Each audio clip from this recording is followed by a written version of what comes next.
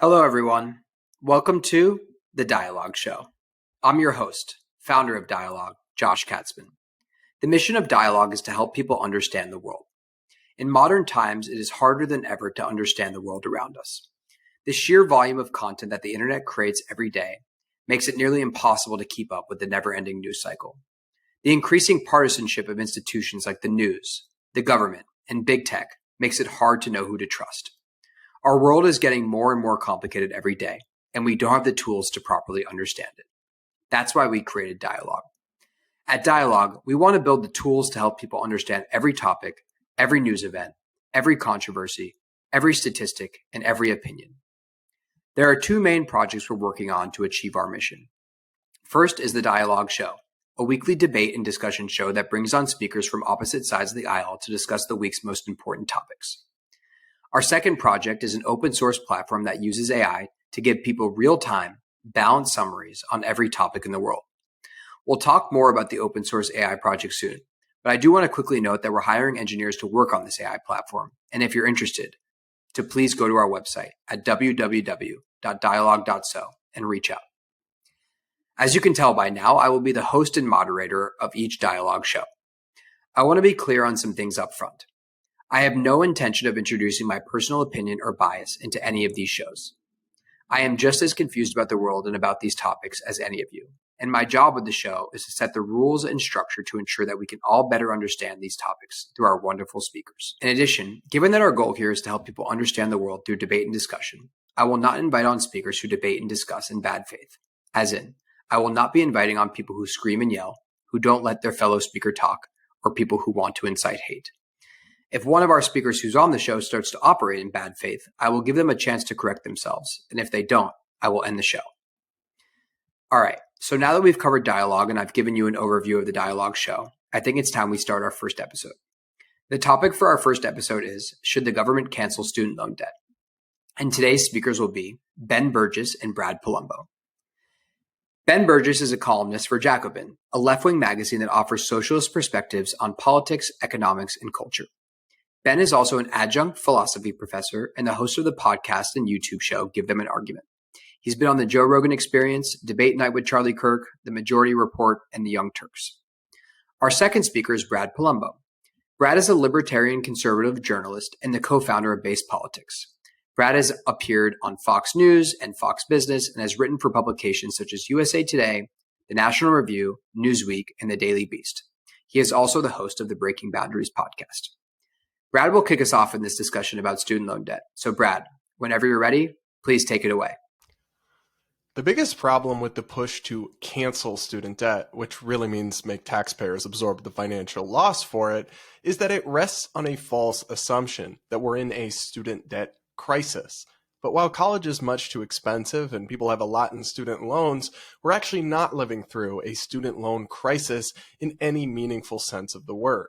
We've all been inundated with horror stories about people buried in hundreds of thousands of debt they can't pay off, but those stories are very much the exception, not the norm. They just receive disproportionate media coverage because many people on the media, they seize on those stories to push an agenda, student debt relief, which is something they support for ideological and partisan reasons. But when you actually look at the numbers, it's really not clear that there is a student debt crisis at all.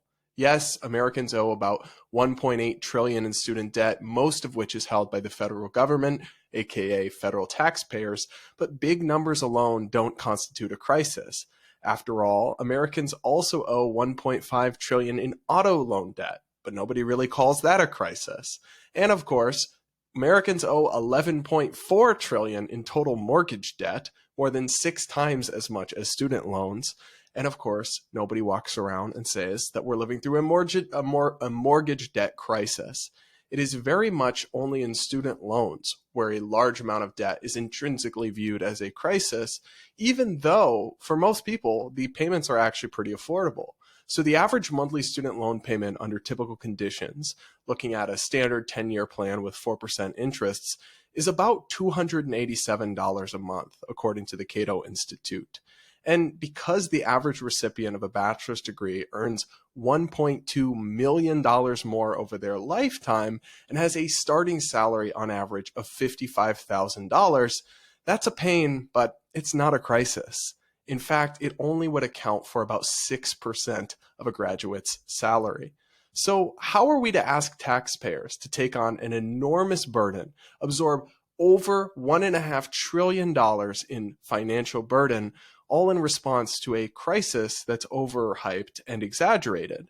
And in fact, the people pushing this want taxpayers to spend trillions of dollars to help a slice of society that's relatively affluent.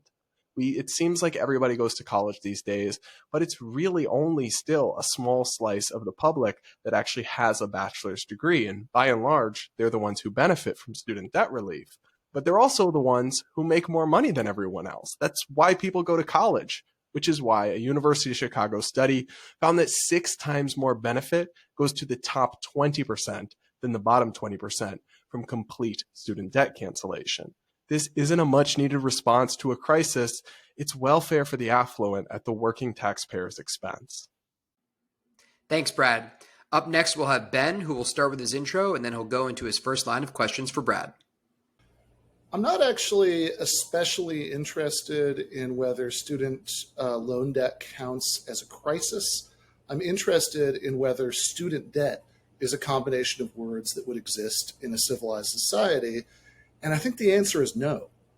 Imagine that we lived in a society where every now and again the high priests read something particularly worrying in goat entrails and thought the gods were displeased, so they arranged human sacrifice on the White House lawn.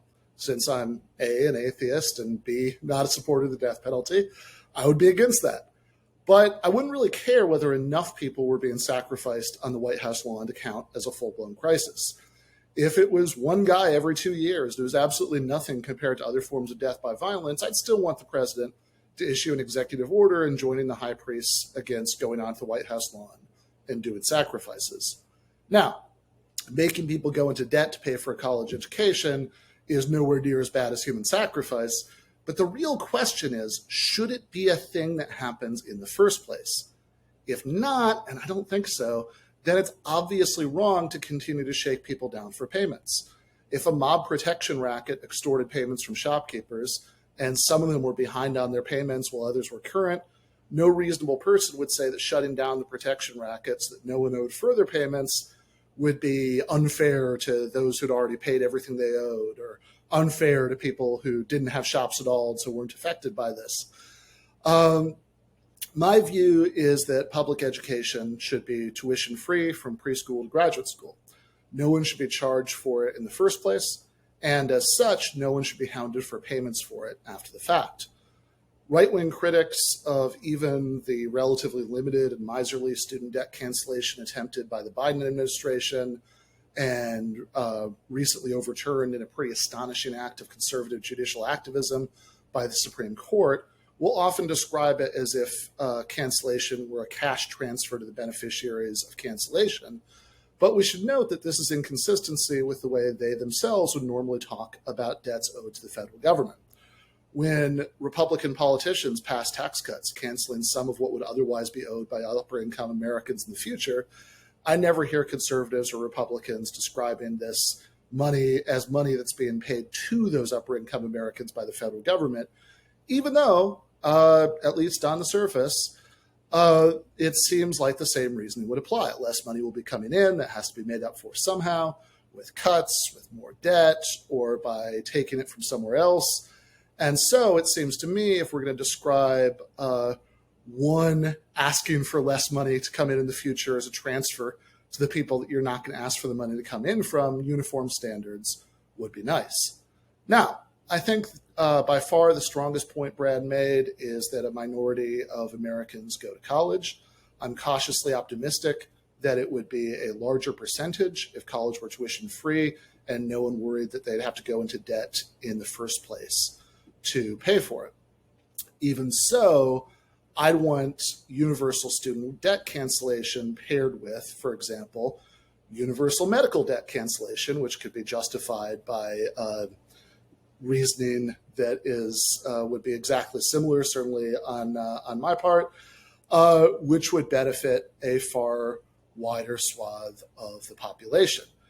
And if the concern is that canceling student debt means that people who have more are paying less to the federal government. There is a solution to that, which is called taxes. If your goal is to get people who have more to pay for the federal government, you can just do that directly by raising taxes on an upper income bracket rather than going through this extremely imperfect proxy of student loan debt, where even though most beneficiaries are on the upper end of the income distribution, there's absolutely no guarantee that's always the case. And in fact, the debt lies hardest on those minority of beneficiaries who are not.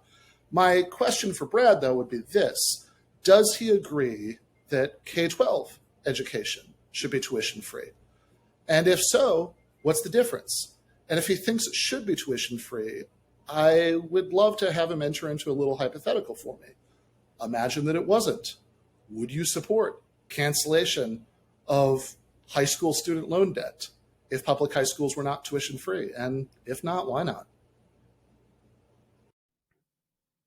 So I want to respond to a couple points, and then I'll dive into that specific question. But one, the question of should student debt exist?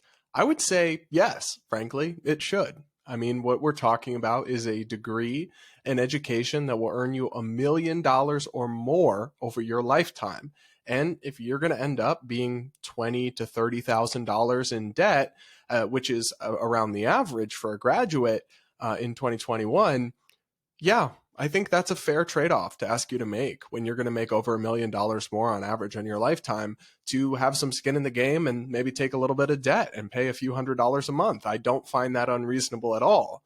And what I do find unreasonable is the proposition that it wouldn't exist, which means taxpayers would be paying for it, because nothing is free. Resources can never be conjured out of thin air. Everything must come from somewhere else. And so what you're really saying, if you say student debt shouldn't exist, is that I have a right to pursue my higher education, to go study, to go live my life on campus, and make Bob down the street pay for it, make the trucker down the street pay for it, make the person who already went to college and paid it their own way pay for it.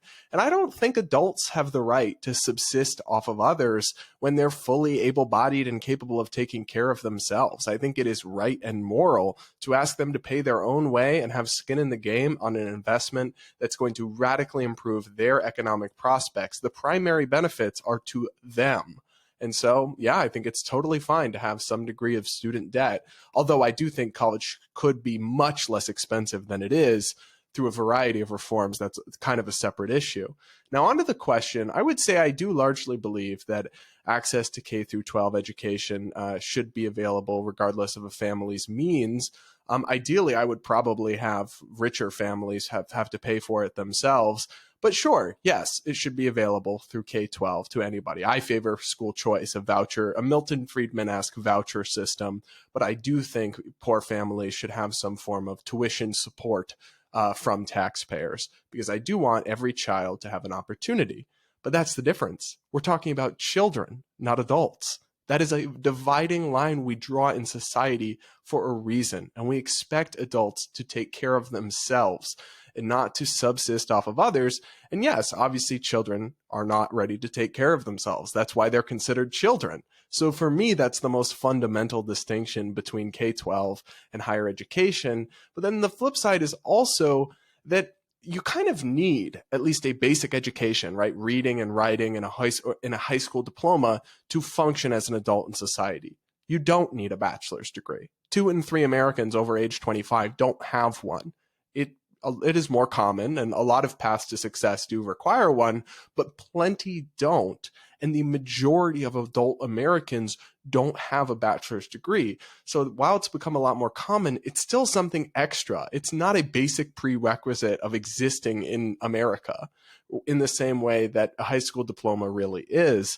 So those are the main reasons why I don't think there's anything inconsistent about believing in some degree of income-based support for K-12 education for children, and yet expecting adults to pay their own way and take on skin in the game for their own investments that will improve their lifetime earnings when it comes to higher education. That's the reason we call it higher education after all. It is extra, it is additional, it is beyond the basic. And I think it is more than fair to ask people to pick up that tab for themselves rather than to essentially mooch off their neighbors and force them to pick up the tab for their own personal advancement. So I wanted to note a couple things about that answer. First, if you listen closely, and Brad, please do correct me if I'm getting into this wrong, but what it sounded like to me is that Brad isn't actually saying that K-12 public education should be free the way that it is right now. In fact, I wasn't entirely clear on whether he thinks there should be such a thing as public education per se. It sounds like he wants either public schools that charge tuition to anyone who can't prove that they can't afford it, or who's above, a certain income threshold, or maybe that we should only have private schools, but we should have income support in the form of means-tested public vouchers for those private schools. And that definitely changes the shape of the discussion if that is his position. So I'd be very curious if I'm getting that right. And if that is right, I do think this cuts to the heart of our larger philosophical disagreement. I don't think that adults benefiting from a variety of public services that everybody pays through progressive taxation amounts, in his phrase, to adults mooching from their neighbors. If Brad's house is on fire and a taxpayer-funded public fire department comes in to put it out, I don't think he is therefore mooching off of his neighbors. If he checks a book out of a public library or takes his dog on a walk in a public park, I don't think that Brad is mooching off of his neighbors. I don't think he's mooching off of all the other taxpayers who, like him, have to kick in a share toward all those things. And so my very simple follow-up question would be, given the way he laid it out before, that, okay, children is one thing, but adults shouldn't benefit from this kind of taxpayer help, would he disagree with me about those examples? Does he think that public services in general, public parks, public libraries, public fire departments, public police departments, etc., are all instances in which the beneficiaries are mooching off of their neighbors? Yeah, so in response to that question, look, I'm certainly not out here railing to defund the fire department, but I think it gets to a question of what we think the proper scope of government is. And for me, I believe in a limited government that largely exists to protect the life, liberty, and property of its citizens. So a fire department protects your physical safety and your property. It is not, pursuing a degree in gender studies. I think they're pretty different things.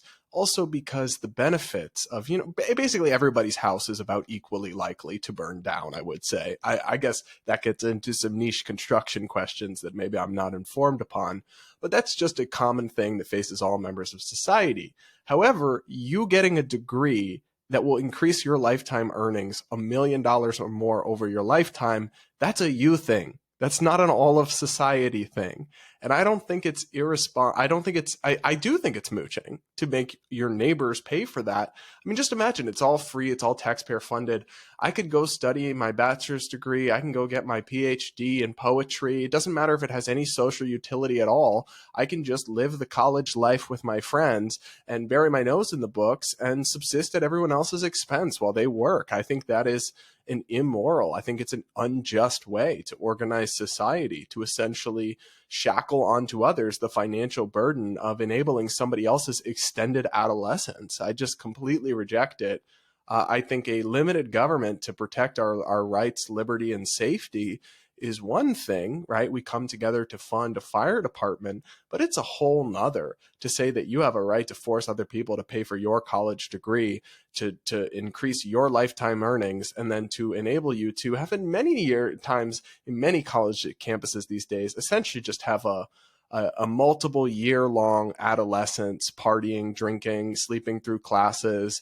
I mean, I went to a public college, and I'll tell you, a lot of it's a joke. A lot of modern higher education has very little redeeming intellectual value, very little actual practical usefulness outside of certain sectors like STEM or tech. It's really become, and there's a great book about this by Brian Kaplan, but it's really become a sorting mechanism rather than something that actually increases your intellect or productivity or skills. But so no, I don't find it at all compelling that should be socialized in the same way that a highway or a fire department or police or a military are. And also there's not a free rider problem in the same way, because the fundamental reason to finance something like a fire department or a military through taxation is because of the free rider problem. If it was all just voluntarily funded, individuals would have an incentive to free ride and it wouldn't get adequately funded overall. That's not really the case with higher education, because so much of the benefit is primarily onto you, the individual who gets the degree. So you will pay for it if it is meaningful to you. And so I just think it is a totally different comparison. And so that's how I feel about that. But I have some questions for Ben, and one of which is that I know, and I don't mean this pejoratively, but I know you're a progressive. I think you would call yourself a socialist, at least you write for Jacobin. And so is it not strange to find yourself in the position where you're advocating a government intervention, a government spending redistribution program that basically all people, all serious policy analysts, from the Urban Institute to the Brookings Institute to the Cato Institute to the Heritage Foundation to the CBO, all agree is regressive? It is not progressive. The benefits primarily flow to the upper slices of income distribution and very small benefits to the poor and working class. I mean, this is not, it's just a question of who holds student debt. Like I said, I can show you the Chicago study that 6 times more benefit goes to the top 20% of earners than the bottom 20%. But basically every analysis finds some degree of regressive benefits from this policy, from the Urban Institute, from Brookings, from these center-left sources that actually still support it. But my question is this: is it not strange for you to find yourself in the position where, as a progressive, you are advocating for a policy that is objectively regressive in its benefits and outcomes? No, it doesn't bother me for a couple of reasons. First, I think that while true, the point that it disproportionately benefits higher income earners is misleadingly incomplete. People from disadvantaged backgrounds who take out student loan debt are more likely to owe lots of debt much later on than people who come from better off backgrounds. That's why Black graduates, for example, are so much more likely statistically than white graduates to owe more student loan debt. It's not somehow built into the melanin. That's about economics. Second, if the democratic socialist agenda that I want were enacted, including full cancellation of all student loan debt, no one could seriously argue that the package would be net regressive. I want tuition-free higher education paid for with progressive income taxes, and hence making the people Brad says he's worried about benefiting pay more. I also want all sorts of other things paid for by progressive taxation because we have a fundamental disagreement on the proper role of the state. And trust me, the net effect will not be regressive. On that larger disagreement, I want to just remind everyone that I asked Brad, given that he says some degree of financial support is fine, K-12, but not for adults, since adults shouldn't mooch off their neighbors, what he thinks of a variety of relatively uncontroversial public services like fire departments and public parks and public libraries. He answered the part about fire departments by saying that part of the function of government for him is to protect life, and putting out fires keeps people alive. Now, I cannot resist taking just a moment here that I'm delighted to hear Comrade Brad is now implicitly on board with Medicare for All, which also keeps people alive. But I'll also note that we never heard about public parks and public libraries, for which there's no protecting life and liberty justification, but which are part of how a reasonable society secures a better, richer life for everyone, which, to my mind, also includes giving everybody who wants to spend the first few years of their adulthood reading and thinking and developing their mind and trying to figure out what to do with their life a chance to do that. When Brad talks about what college is like beyond gesturing at, drinking and partying and this kind of Animal House description that describes some people's college experience far more than others and honestly describes the totality of almost no one's, Brad wants to talk about BAs in gender studies. He wants to talk about PhDs in poetry. But I just want to note the double standard. He doesn't think it matters that some people struggle for decades to pay awful student debt burdens. He doesn't think it matters that worse off graduates are hurt disproportionately by student debt, because all that matters is the average. All that matters is what's the average income of people who went to college and people who hold student debt. Somehow, though, when he wants to portray college as fundamentally frivolous, he doesn't want to talk about the average. He doesn't want to talk about the most popular majors like business, health, engineering, or computer science. He wants to talk about stuff that's actually quite unpopular, that's actually quite unaverage, and I'm not sure why. So the reason I was focused in those examples on poetry or gender studies is because it's not the computer science majors who are having trouble paying off their student loan debt. I can assure you that. And the fundamental problem with having people come in and have taxpayers absorb all the costs, regardless of what people study, is you're removing the incentive that pushes people to study the things that have higher after graduation incomes, like computer science degrees or business degrees, as opposed to political science or poetry or philosophy or these other degrees that really have abysmal post-graduation outcomes and very low starting salaries on average, which is all information people have available and know going into the college selection process and as they're choosing a major. And so fundamentally, I don't want to reward decisions that are not productive and wouldn't be productive for an individual to choose on their own if they had to weigh all the costs and benefits, but might be something they'd choose when the costs are passed on to other people and whatever benefits there are still mostly given to them. So that's why I'm focused on those examples.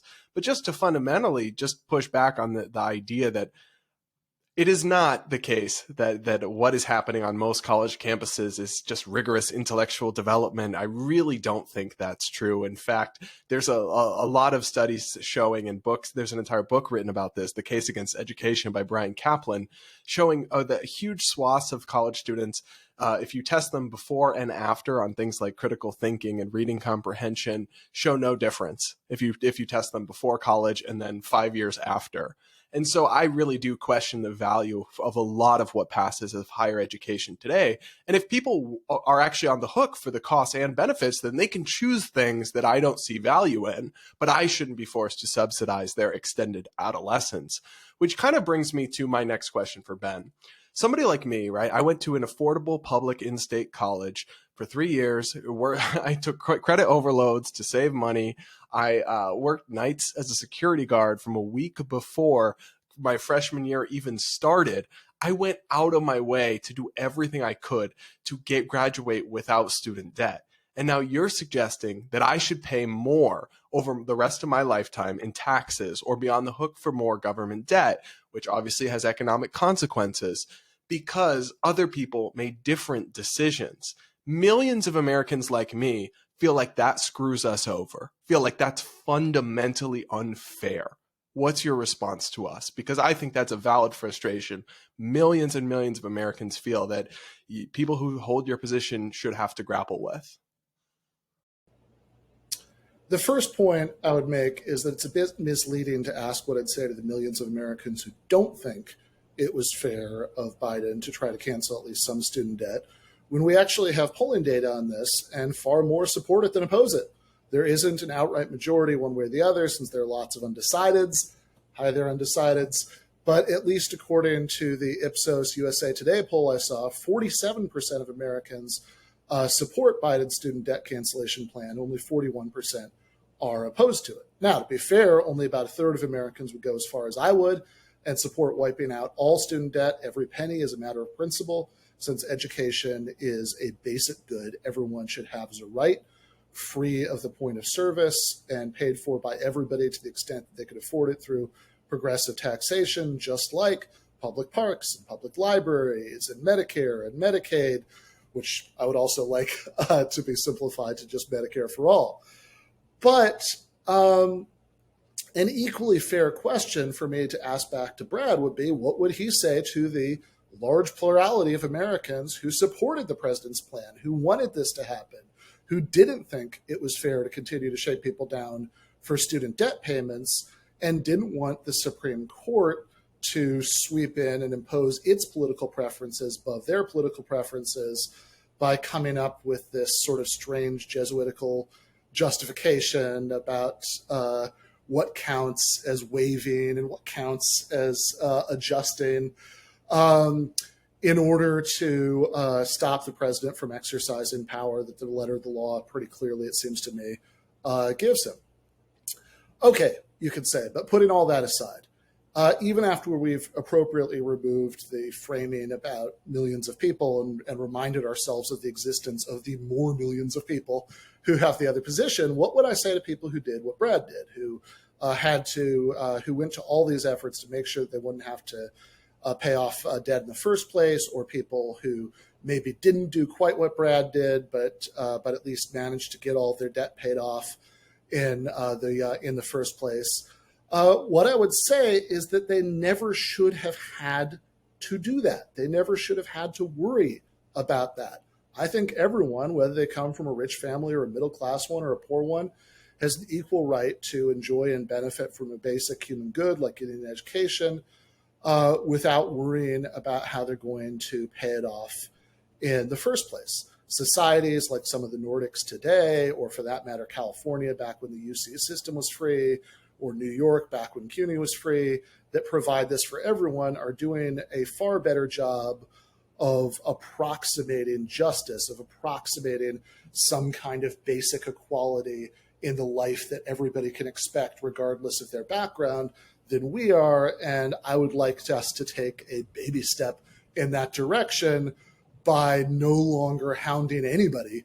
And yes, it does include some computer engineering majors as well as gender studies majors, but not hounding anybody for a debt for something that they should have never been charged for in the first place, and instead simply paying for education through progressive taxation. So instead of just saying, oh, well, people who graduated from college are more likely to have more money and be able to afford to do this, we can just charge people through taxes according to how much money they actually have in any given case.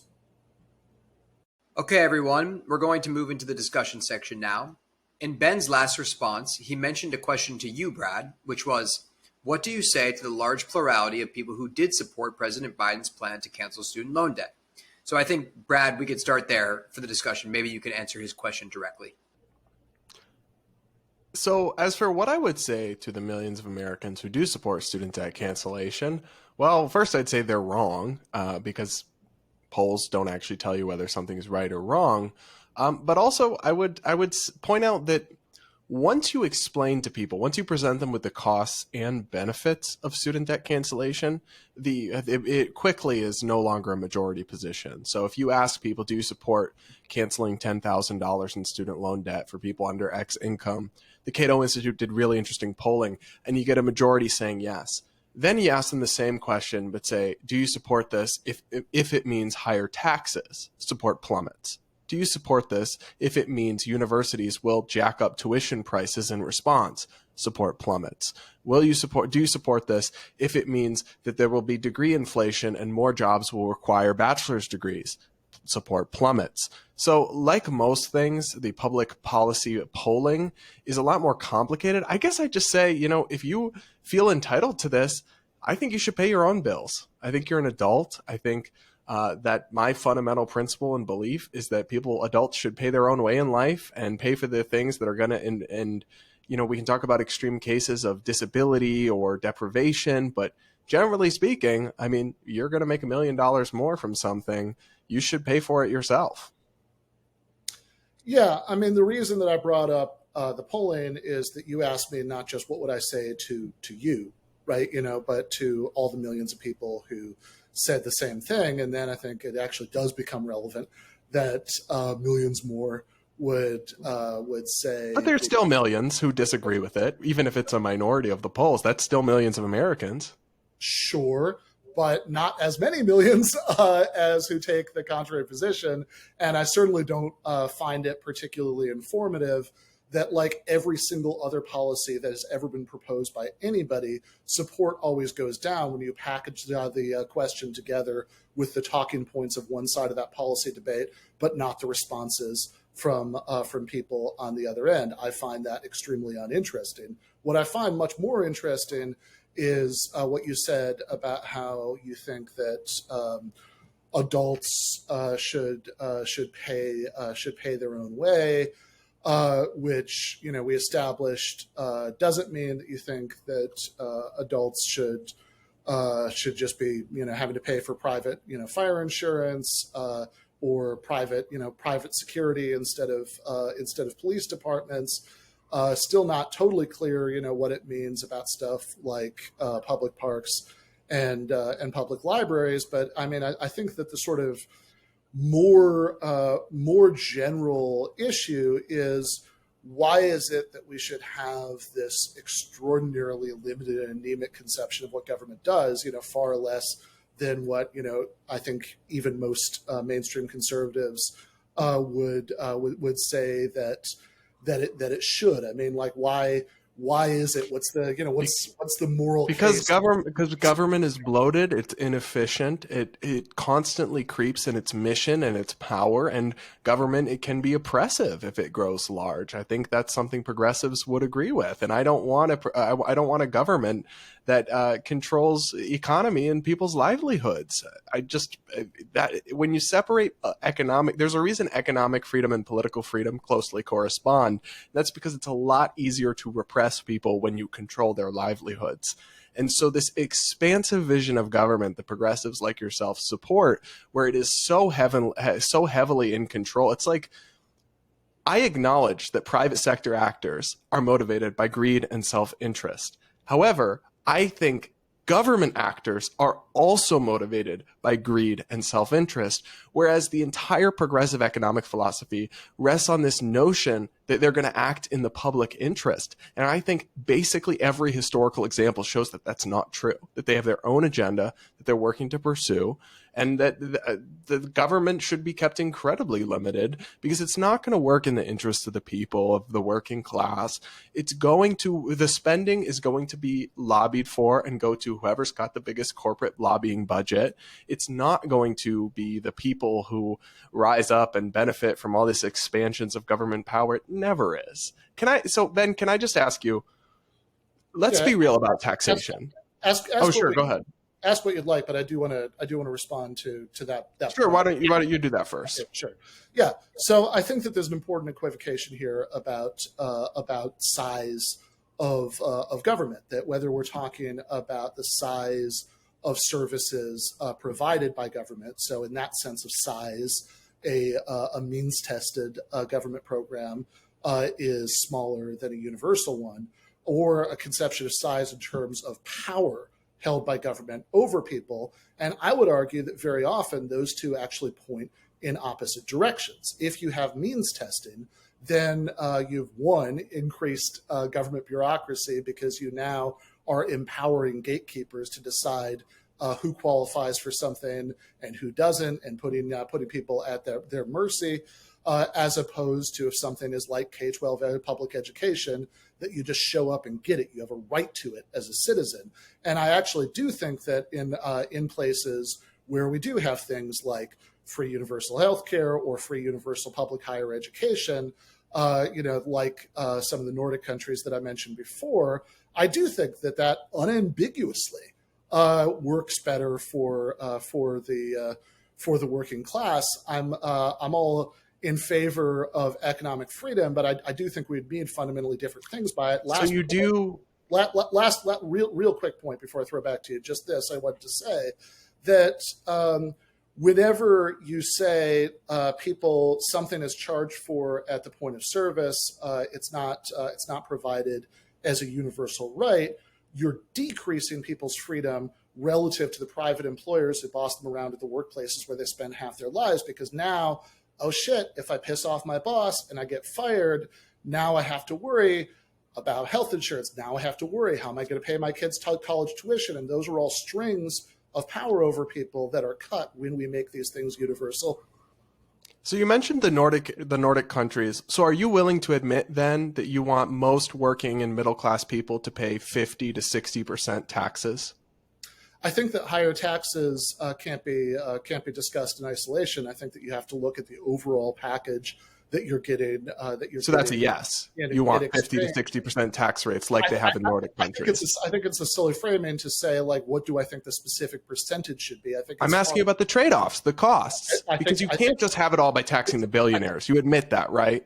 Yes, I absolutely agree with that, which is why I said that the trade-off that I'm interested in is what extra people at any given income level are paying, and then what they're getting back in return. I think, you'll find, again, that it would be very unpopular in all of those places if you, like, there is a reason why even conservative parties in places like Sweden and Denmark and Norway and Finland don't campaign for office on the program, we're going to privatize healthcare, we're going to end tuition-free public college, et cetera, but don't worry, you'll pay lower taxes, because I think most people correctly, having experienced that, correctly see that that is a really good deal overall. I think it's just because the Overton window has been radically shifted and those things have been normalized and there's an extensive status quo bias. And then nobody wants to be the one politically to take things away or to be the adult in the room. But I guess I just don't understand why you feel entitled to forcibly confiscate. Because when we're talking about taxation, we're ultimately talking about, at the point of a gun, forcing somebody to turn over their property. How you feel so entitled to redistribute and seize from people so much of their hard-earned income. I mean, we're talking 50, 60% tax rates is what is faced in exchange for the services that you want to give to people. But that's not a voluntary bargain. That's confiscating people's wealth and giving it to other people at the point of a gun. I just don't understand how you can feel entitled to so much of someone else's property through force. Yeah, so what I would recommend, since I know we're coming up to the limit of the time and I want to keep this answer as brief as possible, is that people read an essay by Matt Brunig called Non-Aggression Never Does Any Argumentative Work at Any Time. And the core point that he makes there is that when you use this rhetoric about confiscating stuff, the point of a gun, force, violence, this is always a red herring, because any distribution of scarce resources, anytime you say person A should get this in person, rather than person B, that's always going to be enforced by some kind of implicit, system of force. Whether we're talking about a letter from the IRS is one kind of implicit threat of force, and no trespass inside is another kind of threat of force. The force is exactly the same. In fact, when people do have these principles about, confiscation is bad, force is bad, whatever, they'll always say, well, confiscation of legitimate property, but the legitimate is always where 100% of the action is, because the question is always what distribution of property is legitimate, and that's always a question about broader principles about justice. All right, thank you both for a great discussion here. As we wrap up, I'll now pass it to Brad, who will share his last word first. And then Ben, you're up second. All right. Well, I have really enjoyed this conversation. Big thanks to Ben for engaging. It's always great and unfortunately too rare to find people on opposite sides of the issues who are willing to talk it out in a civil, if passionate manner.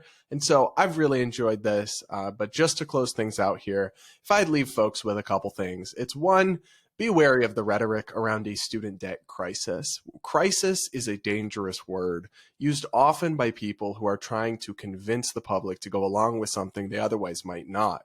If you look at 9/11 and the Patriot Act, if you look at the coronavirus and the expansions of government power, crises, real and exaggerated, are always used to usher in expanded government power and confiscate more of your property and your liberties.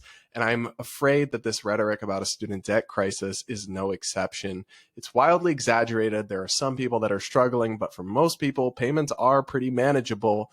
And it's just fundamentally unfair to ask working class taxpayers to pick up the bill for other people's education that will earn them millions of dollars more over their lifetime. It's a deeply regressive policy to force taxpayers to pick up this bill, with 6 times more benefit going to the top 20% of income earners than the bottom 20% of income earners.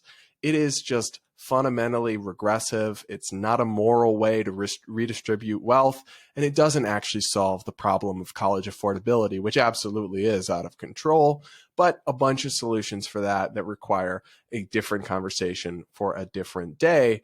But there's no such thing as free, and this policy is extraordinarily expensive, and it benefits the people who are doing well at the expense of the working class. So it is not the bill of goods it's been sold to you as.